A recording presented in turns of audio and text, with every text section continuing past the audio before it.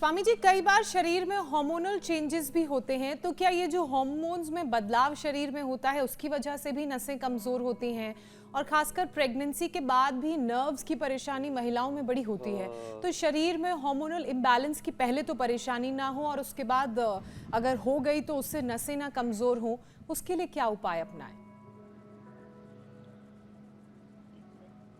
Hormonal imbalance के लिए सबसे बेस्ट है अनुलोम विलोम।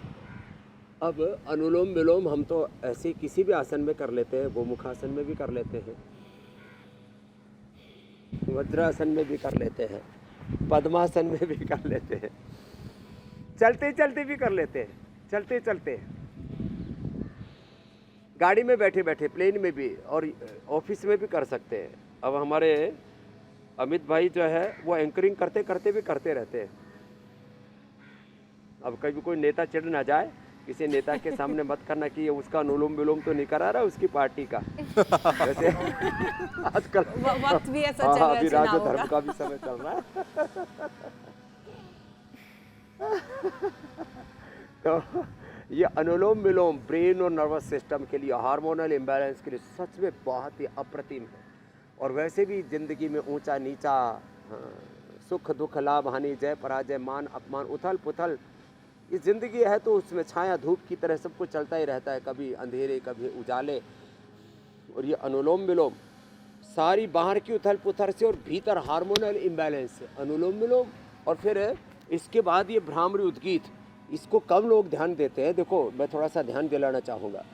ब्रेन डिसऑर्डर्स, आँखों की रोशनी की कमी, मैकुलर डिजनरेशन, सुनने की कमी, कोरोना के बाद ये आँखों की, कानों की और ब्रेन के अंदर बहुत तरह की, किसी के कानों में सीटी सी बजती है तो किसी के दिमाग में उथल पुथल ऐसी चलती रहती है, ओसीडी से लेकर के, और स्ट्रेस, एंजाइटी, डिप्रेशन, सिजोफ्रेनिया तक हो रहा है। तो ये सेल्फ हीलिंग के लिए अंदर से पूरा, जैसे अभी आपको मैं तो आसन करते करते ऐसे लग रहा था ना कि सच में हम जो है ना योग चेतना में, आत्म चेतना में, भागवत चेतना में इतने खो जाते हैं, अपने उस मूल स्वरूप से जुड़ जाते हैं, मूल चेतना से। तो ये भ्रामरी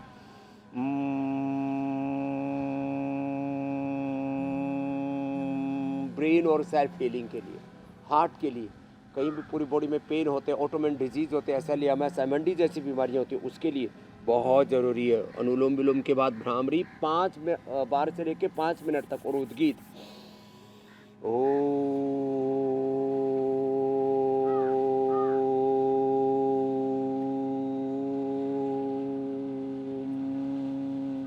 और हाथ ऐसे ध्यान मुद्रा में, वायु मुद्रा में, शून्य मुद्रा, पृथ्वी मुद्रा, वरुण मुद्रा, शक्ति या अपान मुद्रा में ऐसे हाथ रखें। और जब ज़्यादा ही नस नाड़ियों की प्रॉब्लम हो जाती है तो मस्कुलर डिस्ट्रॉफी और भी बहुत तरह के नस नाड़ियों की दिक्कतें होती हैं, अंदर से मसल्स टूटने लगते हैं, तो नाड़ी शुद्धि प्राणायाम भी करें। श्वास लेकर के थोड़ा होल्ड किया और होल्ड करने के बाद छोड़ा। ऐसे अनुलोम विलोम तो लेते और छोड़ते हैं, अंदर होल्ड कर दिया तो इसका नाम नाड़ी शुद्धि हो जाता है मेरे भाई अमित जी। जी स्वामी जी, कहा जाता है कि अगर खराब पोस्चर है तो उससे भी नसों में दिक्कत बढ़ सकती है। जैसे कि हम लोग क्रॉस लेग करके बैठते हैं ना, एक पैर के ऊपर दूसरा पैर रखे, तो उससे क्या होता है, ब्लड क्लॉट हो जाती है, क्लॉटिंग हो जाती है, उसका खतरा बढ़ जाता है। तो एक बार जरा फिर से आप सही पोस्चर में उठने बैठने का और साथ ही सोने का भी तरीका बता दीजिए। ये बहुत आपने कई दिनों के बाद पूछा, बहुत समझदार हो आप भी। तो ऐसे कुछ लोग बैठते हैं शान में, और कुछ ऐसे परेशान होकर के, कुछ शान में, कुछ परेशान। स्वामी जी ये तो फेवरेट है, तो हम लोग भी बैठते हैं कई बार। ऐसे क्रॉस लग करके नहीं बैठे। एक दूसरा ऐसे बैठेंगे, ऐसे ये ऐसे, ये ठीक नहीं है। कुछ बैठेंगे ऐसे, और फिर कुछ बैठेंगे ऐसे। ये सारे पोस्चर जो है ना गड़बड़ घोटाला है। तो कैसे बैठना, जब भी सीधे बैठे तो सुखासन में ऐसे बैठे, और खाने के बाद तो वज्रासन में ऐसे बैठे। रीढ़ की हड्डी सीधी रहनी चाहिए। एक भीष्म जी थे, हम आज से 45 साल पहले बात याद आ गई, जब हम गुरुकुल में पढ़ा करते थे तब वो आया करते थे, तब बोलते थे रीढ़ की हड्डी सीधी रहे, बैठते समय भी, खड़े रहते समय भी। खड़े रहते समय ज़्यादातर लोग एक टांग को ऐसे कर लेते हैं, एक टांग ऐसे कर लेते। तो ये जो पोजीशन है ना, ये ठीक नहीं है। एक टांग ऐसे, तो ये ऐसे, ये ठीक नहीं। जब भी खड़े रहे ऐसे खड़े रहे, इसमें क्या है। और हाँ, एक बात और बता देता हूँ, जिनको आर्मी, पुलिस, सीआरपीएफ में भर्ती होना हो ना, तो एडी मिला करके ऐसे सीधे खड़े रहना, तो करीब आधा इंच आपकी हाइट में फ़र्क आ जाता है। जब पैर आप खोल करके ऐसे और थोड़े ढीले खड़े होते हैं तो करीब आधा इंच आपकी हाइट कम हो जाती है। लो, ये एक नई ट्रिक बता दी है, कभी कोई भर्ती में रिजेक्ट नहीं होगा फिर। ये एक और नई बात बता दी है। और देखो, जिनके घुटने से खड़े रहने से मिलते हो ना, जैसे मेरे भी बचपन में मिला करते थे, अभी नहीं मिल रहे। अभी देखो आप, मेरे घुटने एकदम सीधे हैं, जंघाएं, पिंडलियाँ एकदम। मैंने तो ये गरुड़ासन करके ऐसे ठीक किए थे, ऐसे, ये गरुड़ासन और बैठ के पद्मासन करके ऐसे ठीक किए थे। तो खैर, ये थोड़ा पोजीशन गड़बड़ है, उसको भी तो ठीक करने के उपाय भी साथ साथ बता दे रहा हूँ।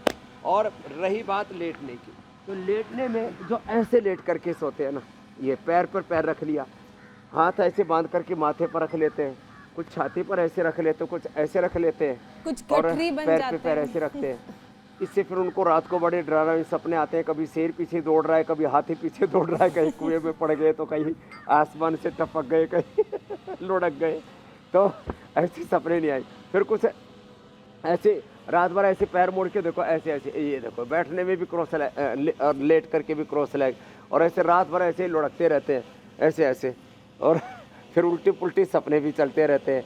ऐसे नहीं करना, सीधे लेटना, ये सही तरीका है। और साइड में ये ऐसे साक्षी दृष्टा होकर के देह को देखना, और साइड से भी लेटना है तो ऐसे देखो, ये थोड़े से पैर मुड़े हुए, और ऐसे करीब 2 इंच का तकिया साइड में ले लिया, नहीं तो अपना हाथ का ही तकिया जिंदाबाद, ऐसे। तो ऐसे ये तरीका है।